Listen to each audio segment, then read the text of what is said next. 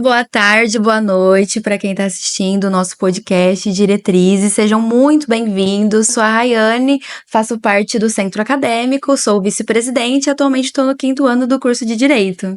Olá, sejam muito bem-vindos. Eu me chamo Natan Moraes, eu sou o presidente do Centro Acadêmico e também aluno do 5º ano do curso de Direito. E hoje nós contamos com a ilustre presença, uma honra tê-lo aqui hoje, o professor Dr. Álvaro de Azevedo Gonzaga. E nós trouxemos o professor aqui hoje para nos contar um pouco da sua trajetória enquanto advogado, enquanto docente nas universidades, né? E, professor, eu gostaria que o professor começasse se apresentando para que a gente pudesse conhecê-lo um pouquinho mais, né? O professor Álvaro, pelas palavras do professor Álvaro. Bacana. Bom, então, olá a todas e a todos. Para mim é uma enorme alegria e satisfação participar desse encontro, que são os primeiros encontros que o Centro Acadêmico 21 de Setembro vem organizando, aqui da Fundação Padre Albino. Eu já muito frequento a Fundação Padre Albino, conheço da seriedade, não só da sua história de construção, como também da sua direção, como ela é organizada, ou como ela é estruturada, e como ela merece o respeito, não só regional, mas nacional. Então, para mim é uma alegria estar aqui com vocês, Natan, Rayane. Quero cumprimentar todos os alunos da Faculdade de Direito e também dos outros cursos que tiverem interesse em ouvir um pouco mais a respeito de como fazer uma escolha, né? A vida é sempre feita de escolha, cada escolha é uma renúncia. Quando se escolhe uma porta, se nega todas as outras, mas infinitas outras se abrem a partir das escolhas que você faz, né? Bom, eu tenho uma formação bastante ampla no campo do direito, no campo da filosofia e até mesmo no campo da história. Eu fiz direito na PUC São Paulo, eu fiz a faculdade de filosofia na USP, na Universidade de São Paulo, realizei meus pós-graduações, tanto mestrado como doutorado, como a livre docência na PUC São Paulo, e também desenvolvi 3 estágios pós-doutorais, um na Universidade Clássica de Lisboa, outro na Universidade de Coimbra, onde eu voltei na condição de visitante, coordenando as mesas de trabalho do pós-doutoramento, do IGC, que é o Ius Gentium Conebrigi, que é o Centro de Estudo dos Direitos Humanos da Universidade de Coimbra, e também fiz um pós-doutoramento na Universidade Federal da Grande Dourados, na UFGD, e Dourados é a terra do meu avô materno. Isso tem um pouco da história, e o fruto disso foi esse livro, que é o Decolonialismo Indígena, que é um livro que já está estampado aí na 3ª edição, e para mim também é motivo de muita alegria, de muito orgulho. Mas antes disso tudo, tem a história que antecede a faculdade, né? Todo mundo costuma falar dos títulos, das vitórias, mas ninguém fala dos medos e das derrotas. E talvez nós precisamos aqui apontar para isso. A primeira coisa que eu aponto é o quê? Eu não fui nunca um aluno exemplar durante a escola.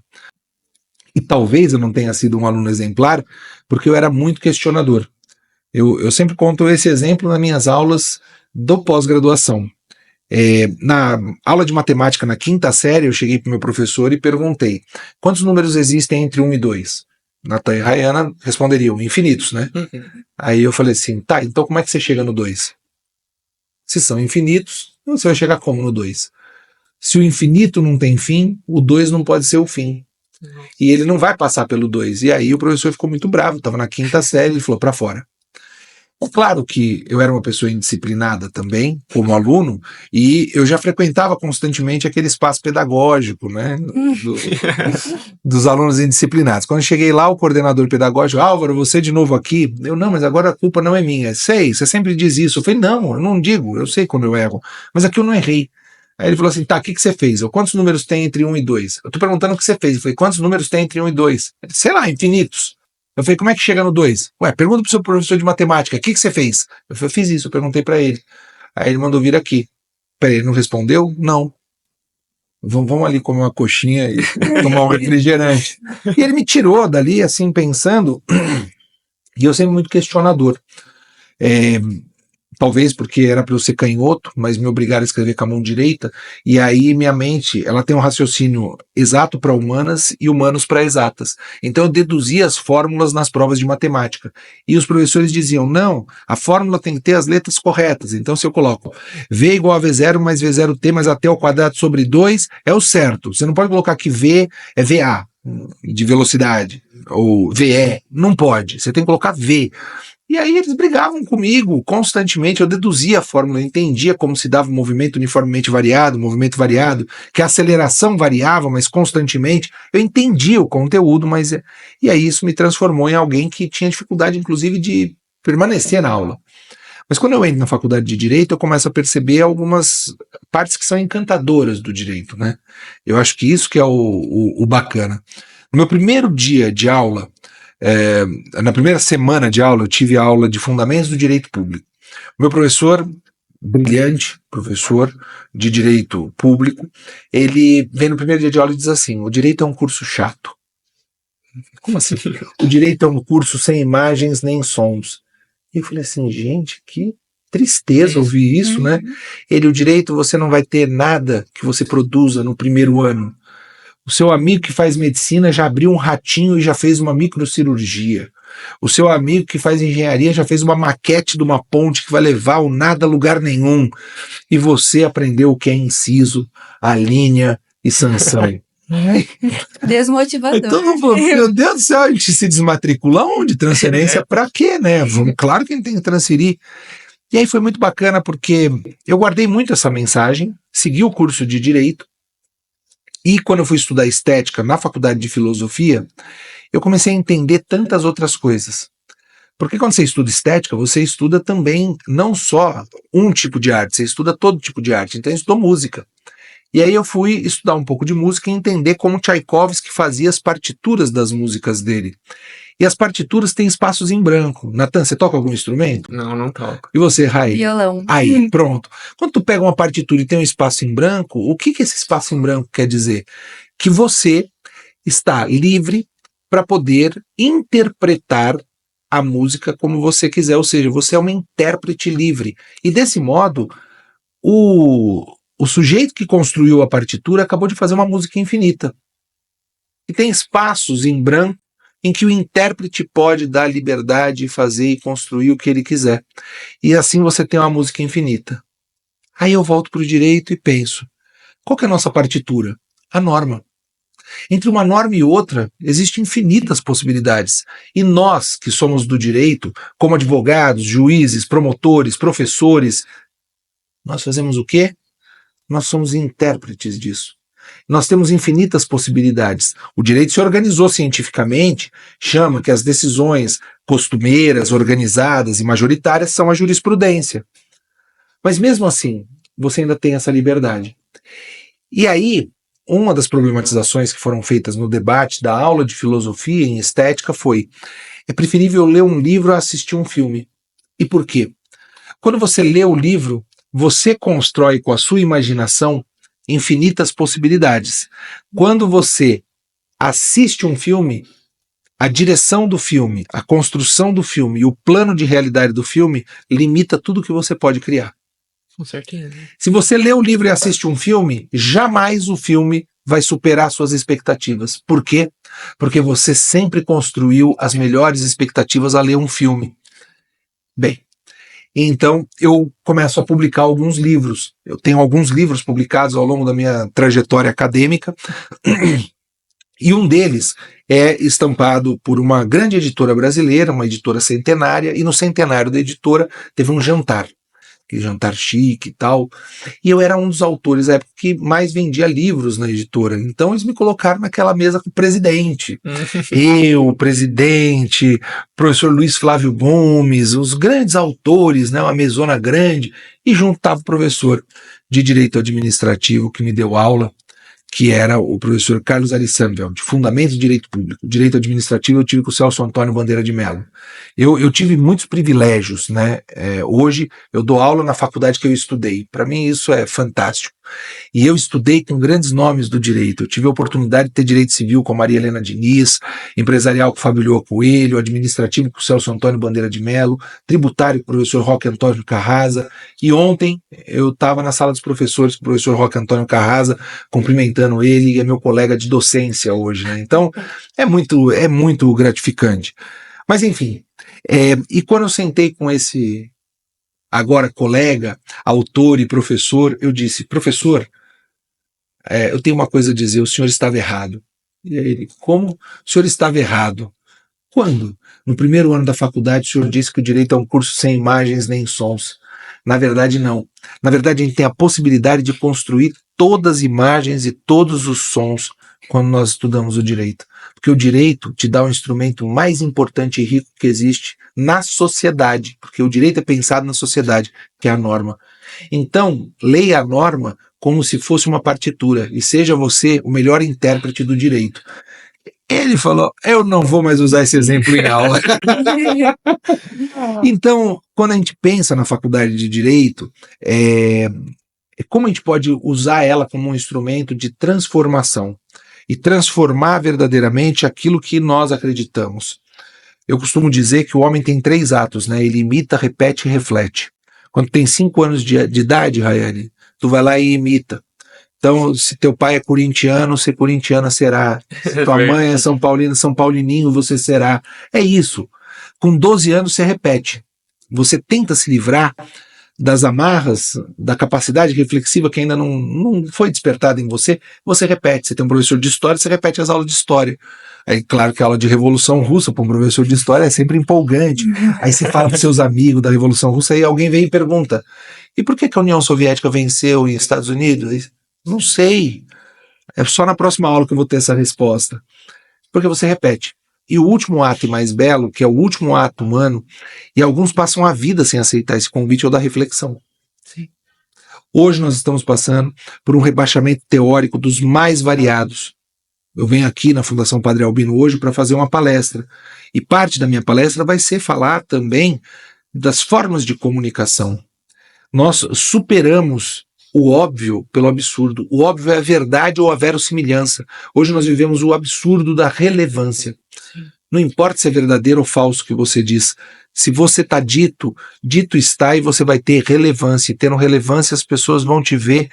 E esse te ver faz com que você ganhe projeção. E essa projeção pode se converter em capital ou voto. Sim. As criptomoedas são pensadas em relevância. A sociedade que nós vivemos hoje é essa. Ah, mas tem inteligência artificial, você é a favor ou contra? Essa realidade está posta. Ser contra não vai resolver. Mas eu sou a favor de regular a inteligência artificial. Em que campo? O campo da bioética e do biodireito. A meu juízo, tal qual um clone, a inteligência artificial, o homem não pode brincar de quê? De Deus, para quem crê em Deus. O homem não pode brincar de Deus.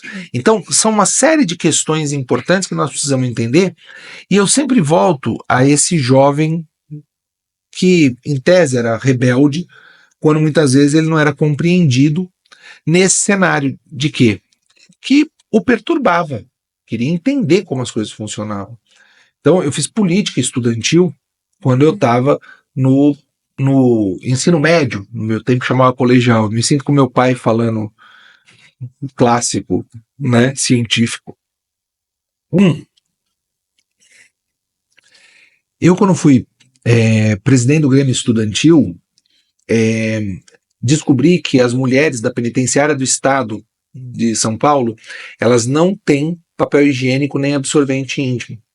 Elas não têm absorvente, nem papel higiênico. E eu descobri isso e falei assim: meu Deus do céu, quem ajuda? Quando ajuda é a pastoral carcerária. Quando consegue ajudar. Mas elas não tinham constantemente isso.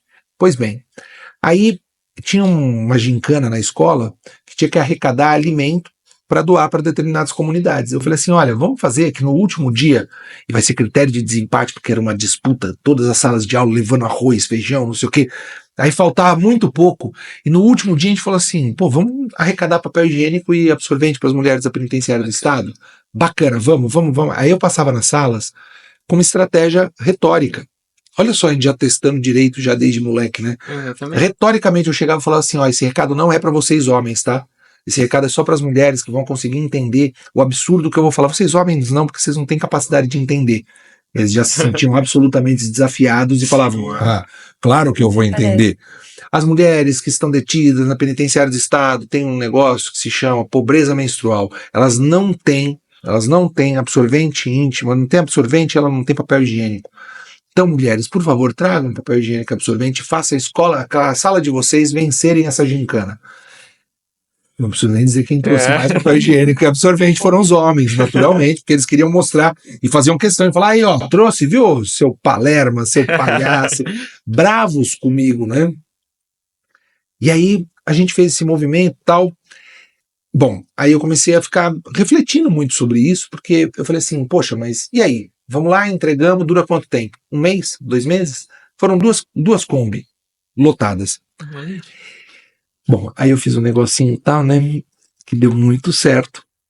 E aí os professores da escola falavam, porque o Álvaro, ele gosta de ficar fazendo publicidade das coisas que faz, e isso não tá certo, porque não basta dar o peixe, é preciso ensinar a pescar. Começou esse papo. Só que eles não sabiam que o que aconteceu. Eu, com 16 anos de idade, me reuni com, na época, o presidente, não era CEO, de uma grande empresa fabricante de papel higiênico e de absorvente, e falei assim, vocês poderiam assinar um termo de compromisso, de parceria, de doação desses materiais? Mas a gente precisaria de um interveniente. Hoje eu sei dizer o que é, né? Mas assim, precisa de um cara que assine o papel. Tu tem 16 anos de idade, não pode. Eu fui e conversei com o diretor-geral da escola que eu estudei no Colégio Marista, né? No Colégio Marista Arquidiocesano de São Paulo.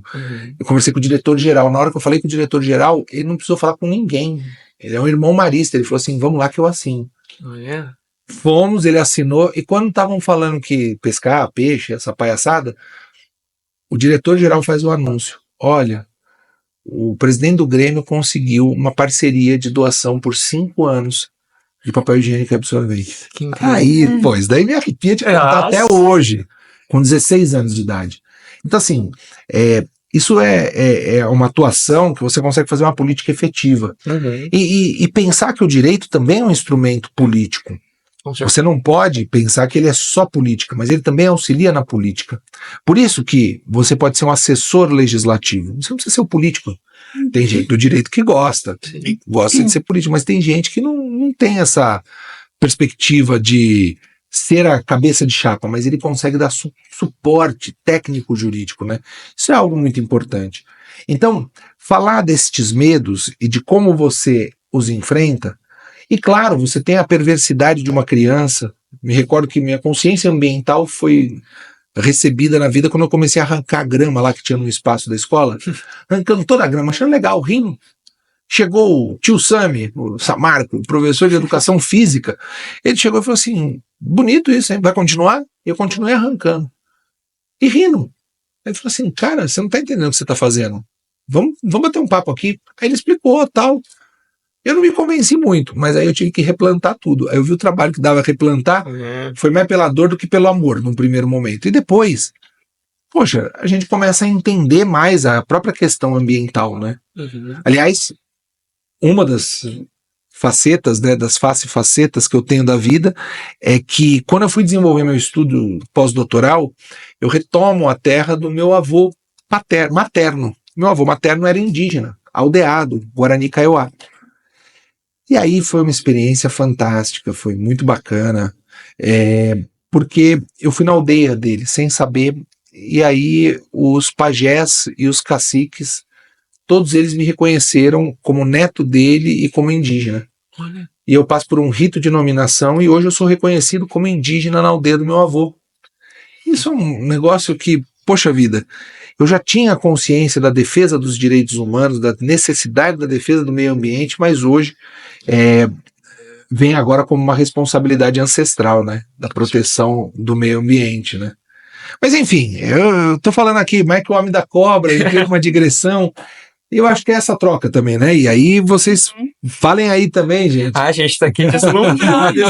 Nossa, extremamente são muitas emocionante. coisas, né? E uma coisa que o professor trouxe, que é muito importante, é essa questão de pensar e às vezes até mesmo ser uma pessoa provocativa, né? De pensar além do que nos é dado. E o que a gente às vezes consegue enxergar no direito, hoje em dia tem muita gente se formando em direito, né? E às vezes acaba tendo uma confusão, acredito eu, nessa questão de compreender apenas que o direito é norma, que o direito é a aplicação da norma. E o professor, como professor de filosofia do direito hoje, eu gostaria que você falasse um pouco disso, a importância da filosofia no direito e também das outras ciências humanas, né, como a história, que o professor abordou, que também trabalhou muito para desenvolver o seu pós-doutorado. Qual é a importância da filosofia para o operador de direito mesmo, para que ele consiga desenvolver algo a mais, né? Não só essa aplicação da norma e se fazer conforme está escrito, né? Nos tempos de hoje, na contemporaneidade, nós vivemos muito a sociedade do consumo. Sim. E essa sociedade do consumo tem que ter uma praticidade, qualquer medida que se tome. E aí a pessoa fala, mas para que filosofia? Aí existe uma frase célebre da história que diz o seguinte: a filosofia é uma ciência com a qual ou sem a qual o mundo permanece tal e qual. Ou seja, a filosofia não serve para nada. Quem esculpiu essa frase foi Benito Mussolini, o pai do fascismo, que morreu de ponta cabeça, que aboliu a filosofia das escolas. Então, a filosofia ela tem um papel do quê? De trazer reflexão. Percebe? Não pode ser matéria optativa para os alunos, porque talvez a filosofia ela canse, e por cansar a pessoa não queira estudar. E quando você fala, vamos reformar o ensino, deixando a filosofia como optativa e o sujeito podendo escolher o laboratório de cupcake, tenha certeza que nas escolas privadas e não nas públicas não tem laboratório de cupcake, é de filosofia para os outros lados. É estudar Esperanto, alemão, sabe? Então, assim, é muito triste porque o não estudo da filosofia só majora as desigualdades. E eu sou totalmente contrário, embora eu estou aqui no espaço que muito desses coaches mirins aparecem dizendo que não vão fazer faculdade, esses coaches mirins acham um absurdo, CLT virou xingamento, CLT virou xingamento. Então, assim, estudar direito é pôr com seriedade quais são as questões importantes da sociedade. A vida gamificada transformou a pessoa num pleno idiota.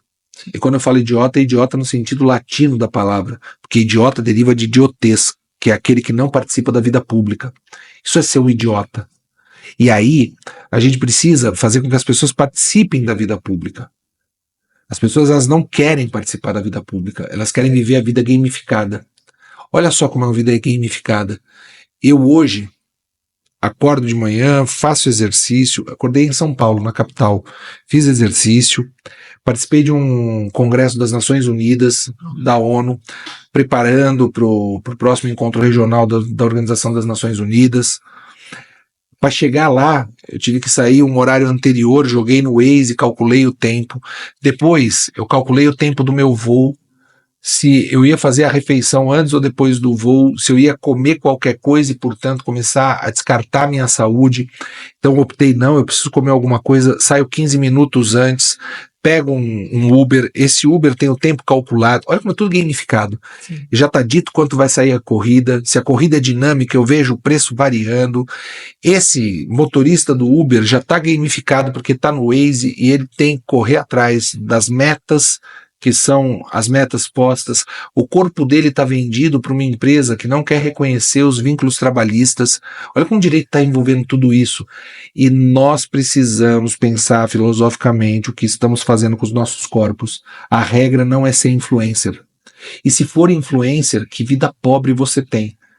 Porque depende muito que tipo de influencer você é. Se não for um influencer que estuda, trabalha, produz e expõe o seu conhecimento teórico, você nada mais é do que o quê? Uma pessoa que faz piada com o cotidiano diário. E você precisa ter uma vida medíocre para poder cada vez mais amealhar as pessoas que vão lhe assistir. Então, hoje eu me preocupo muito mais com os estudantes de direito que querem ser juristas do que os estudantes de direito que querem ser operadores do direito. O operário do direito é uma peça facilmente substituível. Este daqui não me interessa. Ah, mas você estava falando da CLT. Sim, porque existem juristas que são CLT, juristas que são juízes, juristas que são promotores, que são advogados e mesmo professores. Então, a gente precisa ter esse ponto de equilíbrio, né? Sim. Com certeza, né? Muitas vezes o direito é visto como essa área imparcial, né? A lei abstrata e geral, né? Que foge, nos escapa. Mas, inclusive, o professor, né? A Rayane tinha comentado da filosofia. Eu lembro quando a gente estava no primeiro ano, quantas pessoas não vinham a hora de começar a ter direito civil, direito penal. E a filosofia era tida muitas vezes como chata, né? E eu particularmente me encontrei muito estudando a filosofia aqui na faculdade. A gente tem muitas matérias de filosofia, filosofia política, ciência política e sociologia jurídica. E acho que, não falo só por mim, mas a Rayane também, que é algo que realmente, se você está disposto, assim, se a pulga é plantada atrás da sua orelha, com certeza é algo muito modificador, assim. E, e justamente isso, né? O direito enquanto essa ferramenta transformadora, né? Não apenas uma pessoa que opera o direito, mas que a partir do direito é capaz de promover mudanças na sociedade, né? E eu queria saber, professor, se o professor já sempre teve essa vontade de ingressar na carreira acadêmica, se aconteceu alguma coisa que despertou esse interesse. Eu costumo dizer que eu tenho um sincretismo ancestral. Aliás, na apresentação do decolonialismo eu falo muito disso. Meu avô materno, indígena, vem para São Paulo na construção civil, ele era pedreiro. Casa com a minha avó, que era lavadeira, e ele, numa das construções que fazia, caiu um barranco na perna dele, precisa amputar a perna aos 20 anos de idade. Então ele era um indígena com deficiência na cidade de São Paulo. Essa é uma história. A outra é do meu avô paterno, que me dá os privilégios para poder estudar sem ter preocupação de pagar boleto. Porque isso também é importante. Quantas e quantas pessoas, quantos e quantos brasileiros não desenvolvem o estudo no ensino superior com uma série de preocupações além da faculdade? Eu me preocupava com a faculdade. Por isso que eu fiz duas ao mesmo tempo. Eu fiz a filosofia junto com o direito. Meu avô paterno, ele foi procurador de justiça. E ele começa como promotor. Agora, na turma do doutorado, eu dou aula para o neto do Washington Monteiro de Barros, grande civilista. Meu avô dividiu comarca com ele. Ele era promotor e o Washington Monteiro juiz.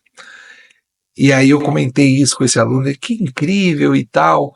Então, ele é neto do Washington Monteiro e eu sou neto do promotor de justiça, que virou procurador de justiça. Meu tio foi promotor de justiça, faleceu num acidente de automóvel, e meu pai foi advogado por muitos anos da vida dele. Então, minha família paterna tinha inclinação para o direito. E eu lá atrás achava que era direito que eu queria, e ponto final, e só direito era a única opção para minha vida. Quando eu ingresso na faculdade de Direito, eu tinha certeza que eu queria Ministério Público, tal qual o meu avô. Mas à medida que o tempo vai passando, eu entendo que a advocacia ela cumpre com um papel importantíssimo e que pode trazer uma maturidade para qualquer outro futuro. Mas nesse momento a advocacia para mim é algo fantástico, motivo pelo qual eu escrevo esse livro que é o Comentários ao Estatuto da Advocacia e o Código de Ética e Disciplina, com um prefácio do Márcio Vinícius Furtado Coelho. Esse livro completa 10 anos, o Código de Ética completa 10 anos e esse prefácio do ex-presidente da OAB Nacional completa 10 anos. É também um outro xodó que eu tenho aí nos meus livros. Que inclusive vamos deixar registrado que ele viu agora, né? Eu cheguei, aqui na gente, sala. eu cheguei e eu falei assim, gente, vocês já estão com o meu livro. Eu não tinha visto, não tinha tocado, não tinha aberto. E aí eles viram que é o encantamento de um autor quando pega o livro, quando sai a edição. Quando é primeiro livro é uma coisa assim indescritível e tudo, mas agora quando você pega o seu livro numa edição nova, você fala, gente, e você lembra dos detalhes de atualização, até mesmo do currículo. Eu fui olhar, pô, colocaram tudo certinho. Aí eu entrei aqui e falei, nossa, a apresentação tá do jeitinho que eu fiz e tal. Então é muito bacana, né? É um carinho muito grande que a gente emoção, tem, né? Que fica um orgulho, né? com Do nosso certeza. trabalho, né? Isso aí. É isso. É muito... Quando a gente possui alguma coisa que, de certa forma, nos vulnerabiliza, né? Quando a gente pertence, de certa forma, a algo que é discriminado, passa por muito preconceito na nossa sociedade de hoje, às vezes as nossas esperanças podem ser um pouco fragilizadas, né? Se o professor pudesse falar algo, alguma mensagem que fosse capaz, no seu entendimento, de talvez fortalecer essa esperança desses grupos que muitas vezes são minoritários, que são muitas vezes extremamente vulnerabilizados, o que o professor diria? Eu vou trazer como uma frase de encerramento dessa nossa conversa, que é uma frase que eu escutei do meu pajé, que de alguma forma é como o Darcy Ribeiro, Paulo Freire e tantos outros falam, né? Ele fala, é pé no barro e cabeça nos livros. O Paulo Freire fala, é pé na terra e cabeça na ciência. Então, se existir um momento de fragilização, você falar, por que eu tô aqui? É porque tem um motivo. Será que eu devo seguir? Com absoluta certeza. Porque existem tantas outras pessoas que ali te colocaram e contam com você para que a coisa aconteça. Então, pé no barro e cabeça na ciência, para essa meninada que está vindo por aí. Perfeito. Perfeito. Vamos então colocar esse pé no barro e cabeça na ciência. Muito obrigado, viu, professor, de verdade. Eu que agradeço, gente. Um prazer muito grande estar aqui com vocês, compartilhando essas ideias. Me coloco à disposição nas redes sociais, nesses espaços públicos de debate. E para mim é sempre uma alegria, e sempre que vocês me chamarem, tenho certeza que aqui estarei. Então pode ter certeza que nós chamaremos. É sempre uma honra recebê-lo aqui, né? A terceira vez, né? Que estamos recebendo o professor aqui na universidade. E é sempre um grande aprendizado, uma grande alegria. Muito obrigado, viu, professor? Muito obrigada. Eu que agradeço. E fica aí, né, o convite para segui-lo, professor, no Instagram, né? Professor, qual é o seu Instagram? Álvaro Professor. Álvaro Tá fácil, Professor. viu? Siga o Álvaro Professor, acompanhe o trabalho dele. E é isso, gente. Muito obrigada.